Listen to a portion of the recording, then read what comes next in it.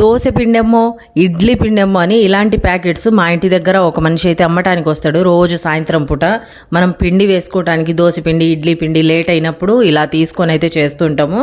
2 దోశ ప్యాకెట్లు 2 ఇడ్లీ ప్యాకెట్లు అయితే తీసుకున్నాము. దోశ పిండి ప్యాకెట్ అయితే 20 రూపాయలు, ఇడ్లీ ప్యాకెట్ అయితే 30 రూపాయలు, 4 అయితే తీసుకున్నా.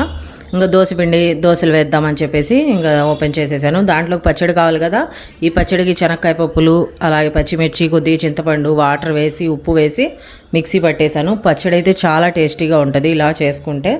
ఇందులోకి తాలింపు అయితే పెట్టేశాను. ఇంకా తాలింపు చెప్పేది ఏముంది, కోపు వేసేయటమే. ఇక్కడ వచ్చేసి పిండి అయితే కలిపేస్తున్నా. నేను తీసుకున్న దోశ పిండి ప్యాకెట్ 8 దోశలు అయితే వస్తాయి.